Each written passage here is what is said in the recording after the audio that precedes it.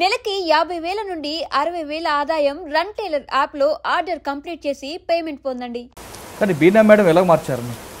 బీనా madam నన్ను చూపించింది sir అద్దంలా, ఇట్లా కాదురా నువ్వు ఇది అన్నీ దాన్ని చదివింది సార్ బీనా మేడం. ఇప్పుడు పిచ్చోని భాషనే చెప్తారు, మంచోని మంచి భాషనే చెప్తారు. నేను ఒక టైప్ ఆఫ్ సైకో. నేను నా వేళ వచ్చి నాకే చెప్పింది, ఇట్లా కాదు నువ్వు ఉండాల్సింది ఇట్లా. నాకు కోపం బాగా ఎక్కువ ఉంటుంది. నాకు నా ఫీలింగ్ ఏంటంటే సార్, నేను కరెక్ట్ మాట్లాడతాను, అది ఎదురు రోజు తప్పు అనిపిస్తుంది. నేను లోపల ఒకటి పెట్టుకొని బయటకు కూడా చెప్పా. అందుకే లొల్లిలు ఇప్పటికీ నాకు కోపం అనేది మస్తు ఉంటుంది. నేను మొన్న సంవత్సరంన్నర నుంచి నేను ఉప్పలే చేసిన సార్. ఉప్పలకి వెళ్ళి వీడికి రాని ఇట్లా కారణం నా కోపమే. ఆ కోపం నాకు ముఖం ఒకటి బయట మాట్లాడితే నాకు నచ్చదు సార్, నేను తిట్టేస్తా. అవసరం అయితే ఆమె మార్పులో ఆమె మార్చడంతో మార్చావా సార్? అంటే అప్పుడు నేను జైల్లో ఇంకా దొంగతనం చేయకూడదని నిర్ణయించుకున్నాను. ఒక ఫోల్డరే డిలీట్ చేసిన సార్. నేను డిలీట్ చేసిన, బయటకు వచ్చిన, సార్ని వచ్చి కలిసిన. నాకు ఇంకోటి మా క్లాస్లో సార్, ఉన్నతి క్లాస్లో ఒక స్పెషల్ ములాఖాత్ అని ఉంటుంది. ఆ స్పెషల్ ములాఖాత్ దాని మీనింగ్ ఏం తెలుసా సార్? ఇప్పుడు జైల్లో నేను జైల్లో పడ్డా, ఎవరి కోసం పడ్డా సార్? దోస్తుల కోసం. ఫ్రెండ్షిప్లో పోయినా, ఫ్రెండ్షిప్తో ఎంజాయ్ చేసిన, తిన్న తాగింది ఫ్రెండ్స్ తోటి, దోస్తులతోటి, చేసింది మొత్తం దోస్తులతోటి. నేను జైల్లో పడితే దోస్తులు ఎవరు రాడు, మళ్ళీ ఫ్యామిలీ రావాలి. ఒక్క పాయింట్ కాడ ఆగిపోయినా సార్. నేను ఇంత చేసినా ఏం చేసినా మళ్ళీ ఎవరు వస్తారు? ఇంట్లో వస్తారు. ఇక బ్లడ్ రిలేషన్ అంటే గదే కదా సార్, దోస్తులు వస్తారు, రాడు ఎవ్వరు రాడు. 99% ఎవ్వరు రాడు సార్. దోస్తుల వల్లనే మనం జైలుకి వస్తాము, ఆ దోస్తులే మనం రారు. మళ్ళీ బయటకు వస్తే ఆయమామ అంటారు, నడుమమ్మ తాదమ్మంటారు. ఆడు పెట్టేది 100 రూపాయలే, తర్వాత మనకు 10,000 పడుతుంది. ఫస్ట్ మనం చెడగొట్టేది వాడే దోస్తు, ఒకడు ఉంటాడు. అట్లా బాగా ఆలోచించాను సార్ నేను. మా అమ్మ మా నాన్న వచ్చారు, నాతోటి ఒక 50 మంది స్టూడెంట్స్ ఉన్నారు. అందరి పేరెంట్స్ని పిలిపించి ఇదే చెట్లపల్లి జిల్లా స్పెషల్ ములాఖాత్ పెట్టిస్తే నేను ఏడు చేసిన సార్. నాకు ఏడుపు రాదు సక్క. పోలీసులు కొడితే పోలీసులు అంటారు, అరే ఏడుగురా నీకు అట్లు ఇప్పేస్తామంట. నాకు ఏడుపు రాదు, వాళ్ళు ఇప్పారు. అట్లా ఫస్ట్ టైం ఒక మస్తు ఏడ్చేసిన సార్ మా వాళ్ళని చూసి, మా అమ్మని నాన్నని తమ్ముని చూసి. ఇంకోటి నేను ఇట్లా కారణంగా మా తమ్ముడు సార్, వాడి ఇంట్లో అంత కేర్గా తీసుకుంటుంది కాబట్టి నేను మా ఇంట్లో మీద ఫోకస్ పెట్టలేకపోయినా. వాళ్ళకి ఏం కష్టం రాకుండా మా తమ్ముడు చూసుకుంటుండు కాబట్టి నేను వాళ్ళకి ఏమైనా దెబ్బ తాకినాడో నాకు దెబ్బ బాగా అనిపిస్తుంది. వాళ్ళే నేను మంచిగా చూసుకున్నాక నాకు వాళ్ళ గురించి ఆలోచించే టైం లేకుండే నాకు. ఫస్ట్ టైం మా తమ్ముడు ఎంత కష్టపడుతుంది మా ఇంట్లో కోసం, మా అమ్మ నాన్న కోసం అని చెప్పి బాగా అయినాక మేడం మంచిగా కూర్చొని మంచిగా చెప్పింది సార్, ఇట్లా కాదురా బాబు ఇట్లుండాలి అని చెప్పి మొత్తం అన్నీ మంచిగా అంత ఎక్కించింది సార్ మైండ్లో. ఎక్కించినా బయటకు వచ్చినా సరే అంతా కలిసిన సార్ని కలిసిన సార్ నేను పెట్రోలింగ్లో పనిచేస్తాను. హెడ్ ఆఫీస్ పంపించారు. హెడ్ ఆఫీస్ శ్రీమణి సార్ అని ఉంటాడు, ఆ సార్ని కలిసిన. ఏడే చేస్తారా బాబు అన్నాడు. సార్ చెట్లపల్లి అయితే నాకు దగ్గర అవుతుంది సార్, చిట్టపల్లి జిల్లా వేసాను అన్నాను.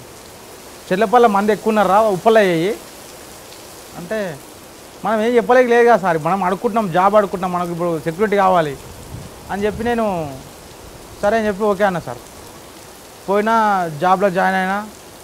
నా లైఫ్లో ఫస్ట్ టైం నేను ఒక పని చేస్తున్నాను. నేను ఇక అంత కొత్తగా ఉన్నది నాకు. స్టార్టింగ్ పోయిన రోజే పెట్రోల్ కొట్టమంటే డైరెక్ట్ అది మీద కొట్టేసిన. నాకు తెలియదు ఎట్లా వాడాలో. ఆ గన్ను క్లచ్ వాడలేదు, క్లచ్ ఆటోమేటిక్ వాడి ఉన్నది.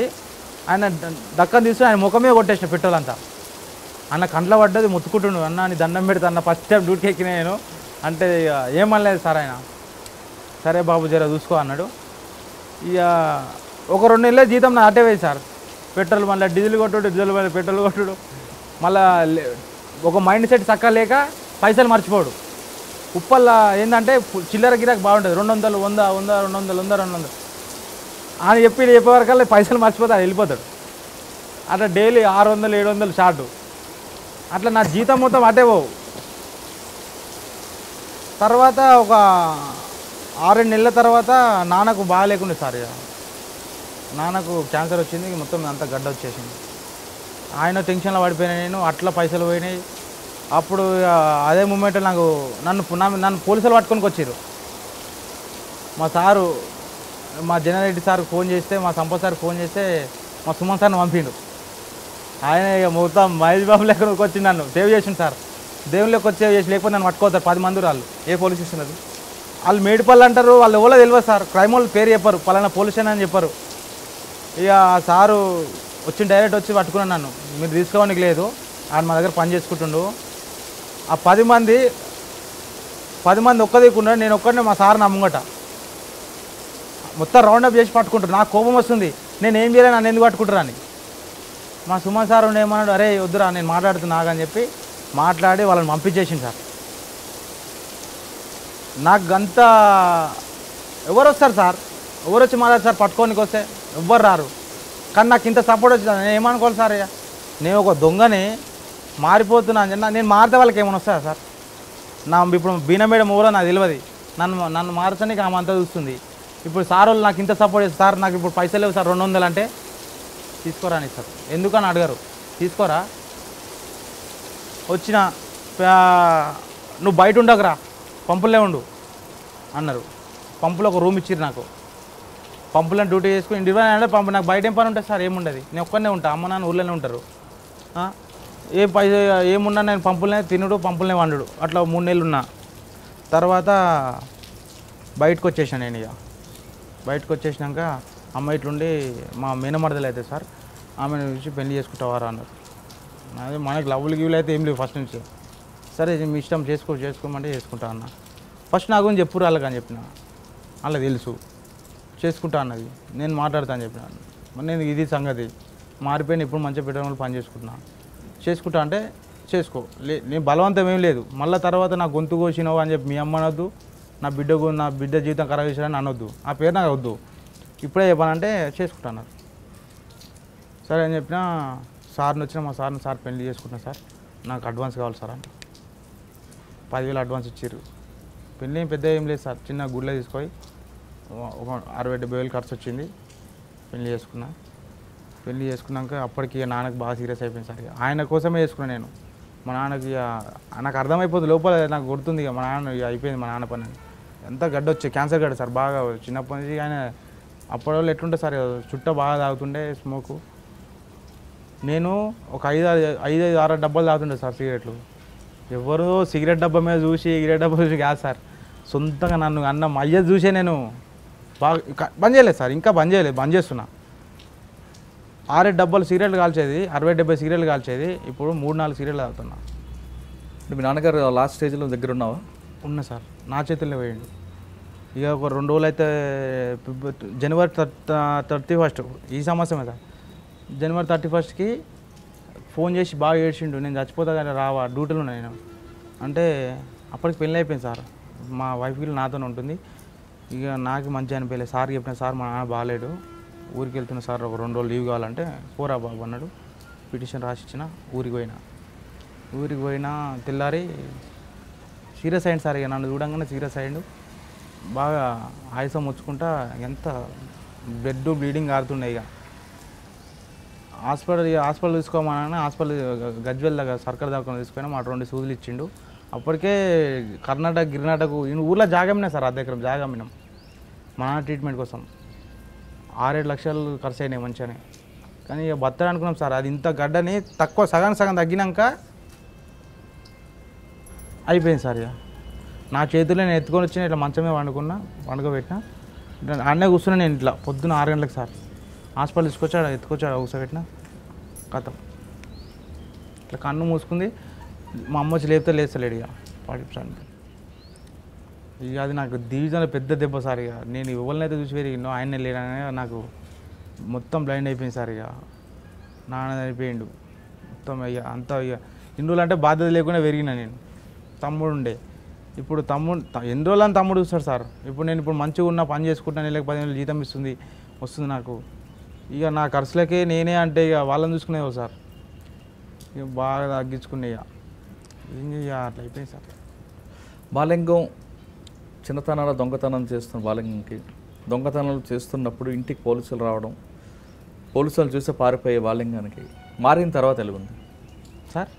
మారిన తర్వాత బాలింగం జీవితం ఎలాగుంది? ఇప్పుడు రాజా సార్, నేను రోడ్డు మీద అదే నేను ఏదైతే పోలీస్ స్టేషన్లో నా క్రైమ్ స్టార్ట్ అయిందో అదే పోలీస్ స్టేషన్ బస్సు ఎక్కితే నాకు మస్తు గర్వంగా ఉంటుంది సార్. నేను ఆ పోలీస్ స్టేషన్ చూస్తే బస్సులో దొంగతనంగా పోయినా కానీ తలక కిందికి వేసుకొని పోతున్నామ్మ పోలీస్ స్టేషన్ అని. ఇప్పుడు ఆ పోలీస్ స్టేషన్ మీకు ఇట్లా బ్యాగ్ వేసుకొని ఇట్లా నడుచుకుంటూ పోతే ఆ ఫీలింగే వేరు సార్.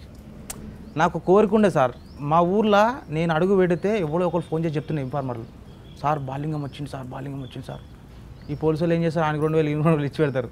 నేను కనబడంగానే పోలీసారు అట్లా దొంగతనంగా వచ్చి దొంగతనంగా పోయిన రోజులు చాలా ఉన్నాయి సార్ మా ఊర్లో. నాకు అప్పుడే అనుకున్నా నేను ఎప్పటికైనా సరే మా ఊళ్ళో గల్లేసుకొని ఎగిరేసుకొని తిరగాలని. ఇప్పుడు ఒకప్పుడు నన్ను చూస్తే భయపడుకుంటా కంప్లీట్ పోలీసులు చెప్పేటోళ్ళు, ఇప్పుడు నన్ను చూడంగానే అరే బాలుగడ వచ్చిందా అని చెప్పి నమస్తే ఎట్టి చేతి కలిపి ఎట్టుందిరా జీవితం మంచిగా ఉందారా అని చెప్పి అందరు మాట్లాడిస్తారు సార్. నాతో ఊళ్ళో మాట్లాడిన వాళ్ళు ఉన్నారు మా ఊర్లో. ఇప్పుడు నాకు మంచి రెస్పెక్ట్ ఇస్తారు సార్. అరే వాడు మంచిగా మారిండు, పెళ్లి చేసుకున్నాడు, మంచిగా జాబ్ చేసుకుంటుండ్రా. ఇంతకన్నా లైఫ్ ఏం కావాలి సార్, నాకు ఓట్లొద్దు ఇట్లొద్దు. నాకు ఇప్పుడు నెలకు రోజుకి 500 కూలి ఇస్తారు సార్, చాలు నాకు. అది మస్తు హ్యాపీగా ఉన్నా నేను. వాళ్ళంగా మీలాగా చాలామంది కొంతమంది ఫస్ట్ స్టార్టింగ్ ఎలాగైతే నువ్వు చెడిపోయావు, చెడు స్నేహం వాళ్ళు చెడని చెప్తున్నావు, అటువంటి వాళ్ళు ఇప్పుడు కూడా చాలామంది ఎదురవుతుంటారు. వాళ్ళకి ఏం సమాధానం చెప్తారు సార్? నేను ఒకటే చెప్తా సార్, ఇగో వాళ్ళు చెప్పిర్రు వీళ్ళు చెప్పిర్రు అనేది కాదు, మన తెలివి మనకు ఉంటుంది సార్.